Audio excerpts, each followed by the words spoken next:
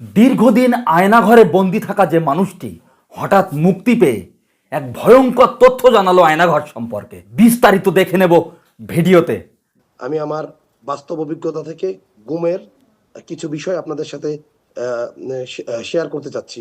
2014 সালের 26শে ফেব্রুয়ারি বসুন্ধরা যমুনা ফিউচার পার্কের সামনে থেকে আমাকে সাদা পোশাকধারী কিছু ব্যক্তি আমাকে তুলে নিয়ে যায়। ওখান থেকে তুলে নিয়ে যায়, সাথে সাথে তারা আমাকে হ্যান্ডকাপ এবং হচ্ছে কি মাথায় একটা মাস্ক পরিয়ে নিয়ে জিজ্ঞাসাবাদের জন্য তারা নিয়ে যায়। পরবর্তীতে আমি বুঝতে পারি হ্যান্ডকাপ দেখে যে আমাকে র্যাব আটক করেছে। এরপর তারা আমাকে আমার অপরাধ ছিল, আমি ছাত্রদলের একজন সক্রিয় কর্মী ছিলাম। এটাই তো মূলত আমার অপরাধ ছিল। 2014 সালের আন্দোলনের চলাকালীন সময় আমি র্যাব আমাকে গুম করে। তারপরে আপনাকে কোথায় নিয়ে যাওয়া হলো এবং এত বছর আপনাকে কোথায় রাখা হলো সেই সময়টার বর্ণনা শুনতে চাচ্ছিলাম। বিষয়টা হচ্ছে আমি র্যাবের হাতে 6 মাস 18 দিন গুম ছিলাম। আমাকে তারা চোখ এবং পিছনে হাত বেঁধে পুরো সময়টাই তারা রেখেছে। কোথায় রেখেছে আমি জানি না, শুধু আপনারা বলতে পারেন যে আমি কিভাবে বুঝতে পেরেছি যে র্যাব কর্তৃক আমি গুমের শিকার হয়েছি।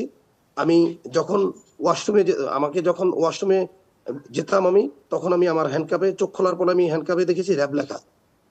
আমি দেখতে পেরেছিলাম যে আমার হ্যান্ডকাপে র্যাব লেখা আর কি। এ থেকে আমি অনুভব করতে পারছি যে র্যাব আমাকে তুলে নিয়ে গেছে। সেক্ষেত্রে আপনাকে নেয়ার পরে আপনাকে কি জিজ্ঞাসাবাদ করা হতো, আপনাকে কি নির্যাতন করা হতো? আমাকে নেওয়ার পরে প্রতিনিয়ত আমাকে টর্চার করা হয়েছে। আমাকে হাত পা বেঁধে বেধড় মারা হয়েছে। তারপর আমাকে কারেন্টে হিট দেওয়া হয়েছে, ঝুলিয়ে পিটানো হয়েছে। মানে যে ধরনের নির্যাতন, মানে কোনো ধরনের নির্যাতন আমার প্রতি বাদ রাখেনি। তারা আমাকে জোরপূর্বক ভাবে আমাদের বিএনপির সিনিয়র নেতৃবৃন্দ সম্বন্ধে আমার কাছ থেকে জবানবন্দি, তারা ভিডিও জবানবন্দি রেখেছে।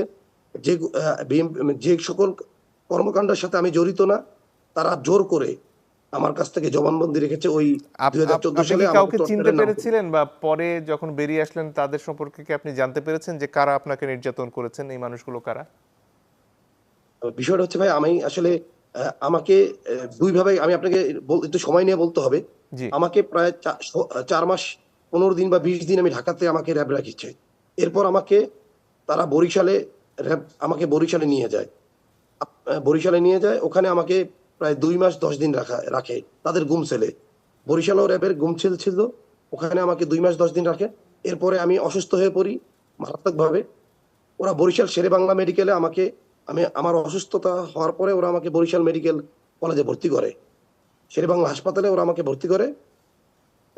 ভর্তির 10 মিনিটের মাথায় ওরা আমাকে কোতোয়ালি থানাতে একটি মিথ্যা হত্যা মামলায় গ্রেপ্তার দেখায়। সেক্ষেত্রে যারা আপনাকে প্রশ্ন করছিলেন তাদের চেহারা কি আপনি দেখেছেন, তাদেরকে আপনি চিনতে পেরেছেন? ভাই, যখন তারা আমাকে প্রশ্ন করছে তখন আমার তো চোখ এবং হাত বাঁধা, পিছনে হাত বাঁধা, পুরো 6.5 মাস 6 মাস 18 দিনই কিন্তু আমার চোখ এবং হাত বাঁধা। আমি এই কারণে কাউকে আমি দেখতে পাইনি। এখানে যখন আপনাকে রাখা হতো কোনো একটা জায়গায়, সেটা কেমন ধরনের জায়গা ছিল? রুমটার বর্ণনা দেবেন? জি, আমি আপনাকে আমার জন্মস্থান হচ্ছে উত্তরা দক্ষিণখানে। তো আমি এই অঞ্চল সম্বন্ধে আমার একটা ধারণা আছে। আমার মনে আছে আমি ছোটকালে এপিবিএন মার্কেট, এপিবিএন মাঠ, যেটা এখন বর্তমানে র্যাবের 1 নম্বর কার্যালয়, ওখানে আমার শৈশবে আমি অনেক ক্রিকেট খেলেছি। তো যখন আমাকে র্যাব প্রথম নিয়ে যায় উঠিয়ে, আমাকে মারার পরে আমি যখন ওয়াশরুমে যাই তখন আমি বাথরুমের ভেন্টিলেটর থেকে আমি এপিবিএন এর মাঠটা প্রথম দেখতে পাই, প্রথম দিন। জি, যে আমি নিশ্চিত হই যে আমি র্যাব 1 কার্যালয়ে আছি। এরপরে আমাকে তারা অস্ত্র উদ্ধারের নাম করে বিভিন্ন সময় রাতে বিরাতে আমাকে নিয়ে যেত বিভিন্ন জায়গাতে। কোথায় নিয়ে যেত আমি জানতাম না। রাত্রে আমার রাত্র 1টা 2টা 3টা আনুমানিক ধারণা করা যায়। ওরা আমাকে নিয়ে যেত 5 থেকে 7 দিন আমাকে নিয়ে তারা অভিযানে বের হইছে বিএনপি নেতাকর্মীদের ধরার জন্য। এবং আমাকে বিভিন্ন সময় টানা 15 দিন আমার উপরে শারীরিকভাবে অত্যাচার করছে তারা। বিশেষ করে কারেন্ট হিট এবং ঝুলিয়ে পিটিয়েছে আমাকে দীর্ঘ সময়। এরপরে যখন আপনাকে প্রশ্ন করা হচ্ছে না, তখন আপনাকে কোথায় রাখা হতো, কি ধরনের কক্ষে রাখা হতো?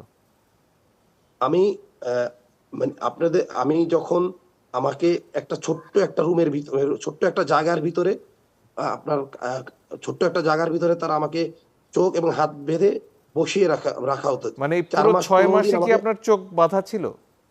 জি, ৬ মাসই আমাকে চোখ এবং হাত বাঁধা ছিল। আমার হাত পিছনে বাঁধা ছিল হ্যান্ডকাপ দিয়ে, এবং চোখ বাঁধা ছিল ৬ মাস। ধরুন এখানে আপনার যে প্রত্যেক দিনের প্রয়োজন, খাওয়া বলুন, গোসল বলুন বা আহ, অন্যান্য প্রয়োজন, সেগুলো তাহলে কিভাবে চলতো? আমি যখন ওখানে একটা আমাদের তো দেওয়ালের সাথে আমার পিঠটা লাগানো ছিল। আমি যখন আমার হ্যান্ডকাপ দিয়ে একটু শব্দ করতাম, তারা পিছন থেকে একজন আসতো তাদের, এসে আমাদেরকে জিজ্ঞেস করতো তোর কি কেন শব্দ করেছি। তখন তারা আমাকে বলতাম আমি ওয়াশরুমে যাব, আমার গোসল দরকার, ওয়াশরুম দরকার। তারা আমাকে ওয়াশরুমের প্রয়োজন হলে তারা বললে তারা আমাকে ওয়াশরুমে নিয়ে যেত। এবং সেটা কি যখনই চোখ শুধু বাঁধা অবস্থাতেই? জি, জি, আমাকে চোখ বাঁধা অবস্থায় নিয়ে যেত এবং ওয়াশরুমে ঢুকিয়ে আমার হাতের লক খুলে দিত। আমি আমার ওয়াশরুমের কাজ শেষ করে আমি এসে আবার চোখ বেঁধে আবার আমাকে তারা ভিতরে ঢুকাতো। গোসল যখন করার আমাকে সুযোগ ভিতরে থাকতো তারা আপনাদের? ঢুকাতো, যখন আমি ভিতরে ঢুকতাম তখন তারা মাস্ক পরা থাকতো। আচ্ছা, গোসলের সুযোগ থাকতো আপনাদের এই সময়ে? গোসল ৩ দিন, ৫ দিন, ১০ দিন, ১৫ দিন পর আমাদের গোসলের সুযোগ দিত। ৩ দিন, ৫ দিন, ১০ দিন পর। আর খাবার ব্যাপারটা এই কি হতো? আমি আপনাদেরকে একটা বলতে চাই ওখানে, আপনার এই একটা তথ্য দিতে চাই। ওখানে যখন আমাকে রাখা হয়েছে আমি প্রায় সময় আমি খেয়াল করেছি ১২-১৩টা আমাদেরকে নাস্তা দেওয়া হতো যখন, তখন আমি প্লেট গুনেছি। ওরা আমাদের যাদেরকে প্লেট মারতো, আর আমার সাথে আমি ধারণা করছি ওখানে ১২ থেকে ১৩ জন বন্দী ছিল ওখানে। ১৩ মানে জন বন্দী খাবার ছিল। সময় কি চোখ খুলে দেওয়া হতো, মানে সেটা কি হ্যাঁ, প্রক্রিয়া হতো? আমাদের খাওয়ার সময় চোখ খুলে দিত এবং পিছনে তারা ২ জন দাঁড়িয়ে থাকতো। ২ জন দাঁড়িয়ে থাকতো, ২ জন গার্ড। পিছনে যাতে আমরা না তাকাই এজন্য গার্ড রেখে দেয়। আমি আপনাকে যেটা বলছিলাম যে আমাকে ৪ মাস ১২ দিন বা ১৬ দিন পরে তারা আমাকে বরিশাল নিয়ে গেছে। আমার সাথে যখন আমাকে বরিশাল নেওয়া হয়, তখন আমার সাথে আরো ২ জন সহযোদ্ধা আমি পাই যারা আমার সাথে দীর্ঘদিন গুম ছিল। একজনের নাম শাওন, আরেকজনের নাম হচ্ছে রাজু। তারা আপনার ডেমরার একটি মামলাতে তাদেরকে গুম করা হয়েছিল। তারাও আমার সাথে, তাদেরকেও বরিশালে নেওয়া হয়েছে। পরবর্তীতে আমি বের হওয়ার পরে শুনতে পেয়েছিলাম বরিশাল কোন নদীতে শাওনকে ক্রস দেওয়া হয়েছে বলে আমি পরবর্তীতে জানতে পারি। মানে ক্রস ফায়ারে হত্যা করা হয়েছে? হ্যাঁ, শাওন নামে যে ছেলেটা নোয়াখালী বাড়ি, ওকে পরবর্তীতে ক্রস দেওয়া হয়েছে বলে আমি পরবর্তীতে সব বিভিন্ন মানে ক্রস পেপার ফায়ারে পত্রিকাতে হত্যা করার জানতে পরে পারি। কি এদের লাশ পাওয়া যেত নাকি লাশটাও হারিয়ে যেত? এটা কি জানতে পেরেছেন আপনি? আসলে আমরা তো আসলে ওই সময় মানে জানতাম না। কিন্তু আমি বের হওয়ার পরে আর কি আমি জানতে পারি, পেপার পত্রিকায় জানতে পারি যে শাওনকে আমি বের হওয়ার আমাকে হ্যান্ডওভার করার ৪ দিন আগে শাওনকে ক্রস দেওয়া হয়েছে। আচ্ছা, আহ, আপনাকে তো ৬ মাস এইভাবে বিনা বিচারে আটকে রাখার পরে তারপরে হত্যা মামলায় দেয়া হলো। এরপরে জি, আপনার জি। পরিণতি কি হলো? আদালতে যাওয়ার পরে কি আপনি এটা বলার সুযোগ পেয়েছিলেন যে আপনাকে বিনা বিচারে ৬ মাস আটকে রাখা হয়েছে? আপনি তো জানেন দেশের বিচার ব্যবস্থা এতদিন কি ছিল আপনারা তো জানেন। আমি আমাকে শুধু হত্যা মামলা না, আমার এই আমি গুম হওয়ার পর থেকে আমার আজ পর্যন্ত আমার নামে ৮১টা মামলা ৮১টা রাজনৈতিক মামলা দিয়েছে। হত্যা, অস্ত্র, তারপর হচ্ছে গাড়ি ভাঙচুর সহ আমারকে এখন পর্যন্ত ৮১টা মামলাতে এই সরকারের মানে পুলিশ বাহিনী আমাকে ৮১টা মামলা দিয়ে করছে। আমি জানি না আমার অপরাধ কি? মানে আপনাকে আমার যখন অপরাধ প্রথম আদালতে নেওয়া হলো তখন কি আপনি বলার চেষ্টা করেছিলেন যে আপনাকে ৬ মাস এভাবে আটকে রাখা হয়েছে, নির্যাতন করা হয়েছে? এটা কি বলার সুযোগ হয়েছিল? জি, আমি বলার চেষ্টা করেছি। তখন আপনার আমাকে আইনজীবী বা আদালত কি বলেছেন? সবচেয়ে মজার বিষয়, যখন আমাকে যে হত্যা মামলায় আমাকে গ্রেপ্তার দেখানো হয়েছে, আমি তখন কিন্তু অলরেডি গুম ছিলাম। আমি গুম ছিলাম কিন্তু অলরেডি। আমার আম্মা ওই সময় আমার আম্মা ভাটারা থানাতে আমার নামে একটা সাধারণ ডায়েরি করে আমি যখন গুম হই। আপনি তো জানেন যে সাধারণত প্রশাসন কাউকে গুম করলে কিন্তু মামলা নেয় না। আমার আম্মা আমার এক আত্মীয়র মাধ্যমে অনেক দৌড়াদৌড়ি করে আমার নামে একটা গুমের একটা আমাকে খুঁজে পাওয়া যাচ্ছে না। এর পরিপ্রেক্ষিতে আমার নামে একটা জিডি করেছিল। ওই জিডির কপি আমি পরবর্তীতে আদালতে পেশ করি যে আমাকে যখন খুঁজে পাচ্ছিল না, এর ১ মাস পরে ওই মার্ডার মামলাটা হয়। বরিশালে একটা মার্ডার হয়। ওই মার্ডার মামলাতে আমাকে ৪ নাম্বার আসামি করে আমাকে হ্যান্ডওভার করা হয় কোর্টে। কোর্ট আমার কোনো ধরনের করে নাই। কোর্ট আমাকে ১৮ দিন পরে আমার সাক্ষী প্রমাণ দেখে আমাকে 18 দিনের মাথায় আমাকে কোর্ট জামিন মঞ্জুর করে। অর্থাৎ 6 মাসের কিছু বেশি সময় আপনি সব মিলিয়ে কারান্তরীণ ছিলেন, এরপর থেকে আপনি বাইরে থাকতে পেরেছেন। না, আমি 6 মাস 18 দিন ছিলাম গুম, র‍্যাব কর্তৃক গুম ছিলাম। আর আর জেল খেটেছি 18 দিন। 18 দিন, আচ্ছা। মানে আমার প্রথমে ধারণা হয়েছিল যে পুরো সময়টাই আপনি ছিলেন, সেটার জন্য আমি দুঃখিত। 6 মাস 18 দিন আপনি গুম, এবং তারপরে আরো 18 দিন পরে আপনি জামিনে মুক্ত হয়ে এখন পর্যন্ত এই মামলাগুলো চলমান আছে আপনার। জি 81টা ভাই, আমার মামলার কথা মামলাগুলো বললেন। সব চলমান আছে।